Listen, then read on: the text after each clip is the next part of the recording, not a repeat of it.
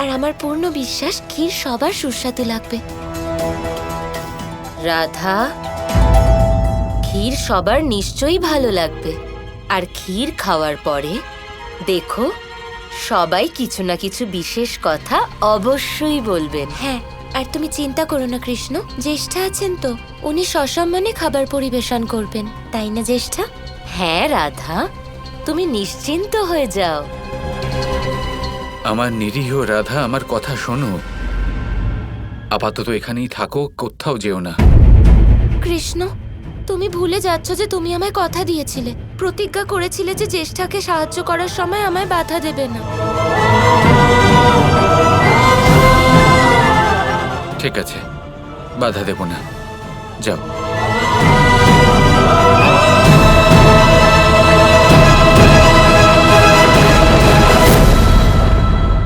আমার যেটা নিয়ে সন্দেহ ছিল সেটাই হলো। অলক্ষ্মীর পরিকল্পনার বিষয়ে আমি আগে থেকেই আভাস পেয়েছিলাম। আমি তোমাকে কথা না হয় দিলাম রাধা, কিন্তু আমি এটা চাইছিলাম না যে তুমি এমন এক সময় জ্যেষ্ঠাকে সাহায্য করো যখন তুমি নিজেই বিপদে পড়বে। কি হলো প্রিয়তম, খুব চিন্তিত বলে মনে হচ্ছে। অনুচিত কিছুই হবে না, কারণ সব কিছু পরিকল্পনা অনুযায়ী হচ্ছে। আমার পরিকল্পনা অনুযায়ী।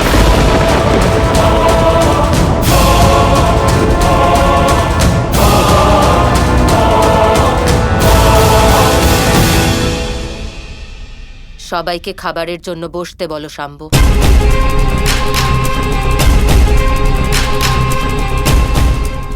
আদরণীয় গুরুদেব, আমার আপনাদের সবাইকে এটাই অনুরোধ যে আপনারা দয়া করে ভোজনের জন্য আসন গ্রহণ করুন।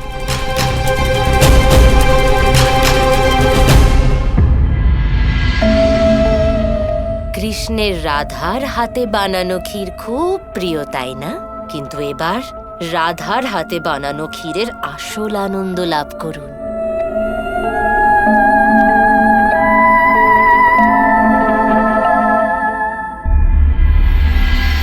জ্যেষ্ঠা তো এখানেই আসতে বলেছিলেন, কিন্তু এখানে তো কেউ আসেনি।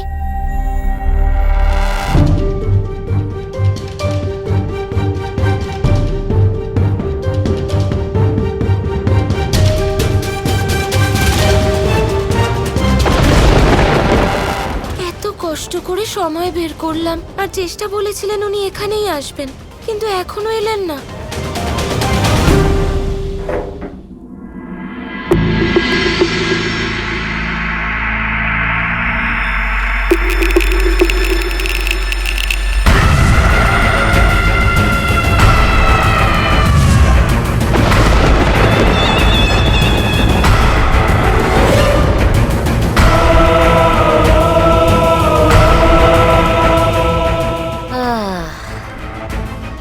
ক্ষীর তো খুব সুস্বাদু হয়েছে, একদম সেই শীতল শরবতের মতো। সবার খুব ভালো লাগবে, আর সবাইকে এটা বলতেই হবে, এটা রাধার হাতে বানানো ক্ষীর।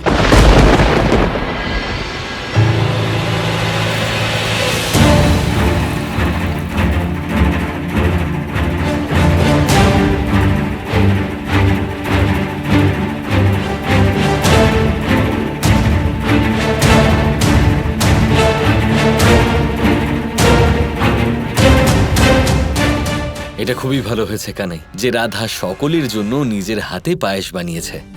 এবার রাধার হাতে বানানো খাবার খেয়ে তো গুরুদেব এবং অন্যান্য ঋষিগণ অবশ্যই প্রসন্ন হয়ে যাবেন। প্রসন্ন হবেন কি হবেন না সেটা সময় বলে দেবে দাদা।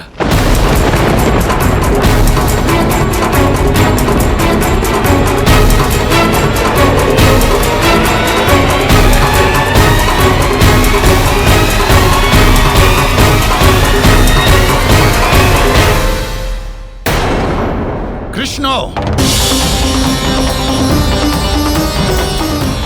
এ কিরকম রঙ্গ তামাশা করা হচ্ছে এখানে? এ শুধু দুর্ব্যবহারই নয়, ঘোর অপমান করা হচ্ছে মুনি ঋষিদের। উত্তর দিন ঋষি সন্দীপনী, আপনি কি এই শিক্ষাই দিয়েছেন আপনার শিষ্যকে?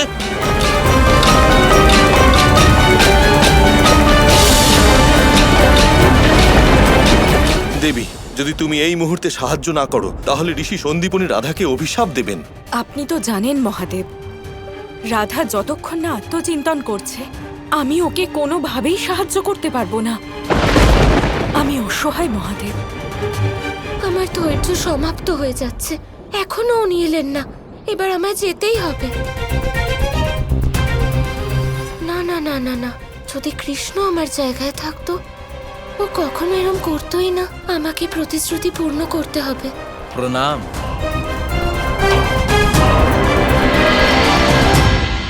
আপনি? না না, আমি সেই ব্যক্তি নই যার জন্য আপনি অপেক্ষা করছেন। আমি হলাম হরিবংশ। আপনি জ্যেষ্ঠার প্রেমিকের জন্য অপেক্ষা করছেন, তাই না? আমি আপনাকে এটাই বলতে এলাম যে জ্যেষ্ঠার প্রেমিক আজকে আসতে পারবে না। জ্যেষ্ঠা কিছু সময় আগেই এটা জানতে পেরেছেন। উনি আমায় এই সংবাদ আপনাকে দেওয়ার জন্য পাঠিয়েছেন। ধন্যবাদ। আর এটাও বলেছেন যে আপনার এক্ষুনি ফিরে যাওয়া উচিত, কারণ উনি চাইছিলেন গুরুজনেরা আপনার বানানো খাবার খেয়ে যখন তৃপ্তি লাভ করবেন তখন আপনাকে যেন আশীর্বাদ করেন। ঠিক আছে, আমি যত তাড়াতাড়ি সম্ভব মহলে ফিরছি।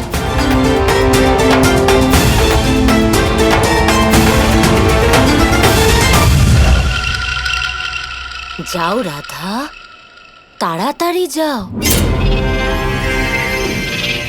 এবার তুমি আশীর্বাদ লাভ করবে নাকি অভিশাপ, সেটা তুমি ওখানে যাওয়ার পরেই দেখতে পাবে। যে স্থানে এমন অনাদর, এমন অপমান করা হয় সেখানে থাকা অপরাধ। গুরুদেব ক্ষমা করুন, আমাদের এই মনোবাঞ্ছা ছিল না। আপনাকে অনুরোধ করছি কিছুক্ষণের জন্য অপেক্ষা করুন। রাধা এসে পড়লে এই কথা স্পষ্ট হয়ে যাবে ঠিক কি হয়েছিল। রাধা আর কি বলবে? সেরকম দূষিত ক্ষীর বানিয়েছে আর তা গ্রহণযোগ্য কিনা না জেনেই চলে গেছে। না গুরুদেব, এরকম কোনো ব্যাপার না। রাধাকে কোনো কারণবশত যেতে হয়েছে, কিন্তু আমার কথা বিশ্বাস করুন, রাধা এরকম খাবার কখনোই বানাতে পারে না। বলরাম, সত্য শুধু এটাই যে রাধা আমাদের এমন দূষিত ক্ষীর খাইয়েছে। না না গুরুদেব, রাধার কোনো দোষ নেই। এই ক্ষীর আমি বানিয়েছি। আপনি আমাকে অভিশাপ দিয়ে দিন। আমি এই ক্ষীর রাধার বলা পদ্ধতি অনুযায়ী বানিয়েছি। যেরকম রাধা আমায় আদেশ দিয়েছে আমি তাই করেছি। অর্থাৎ এই পদ্ধতি রাধা জ্যেষ্ঠাকে বলেছে, তো অবশ্যই এটি রাধার ত্রুটি।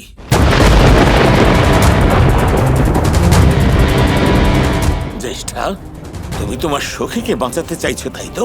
আগেও তুমি এটা করেছো, কিন্তু এইবার আমি কিছু করতে পারবো না।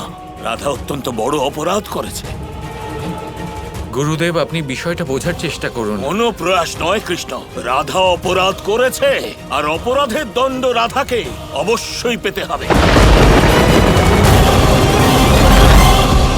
আমি ঋষি সন্দীপনী নিজের জীবনের সকল তপস্যা এবং শক্তি দ্বারা রাধাকে অভিশাপ দিচ্ছি যে গুরুদেব,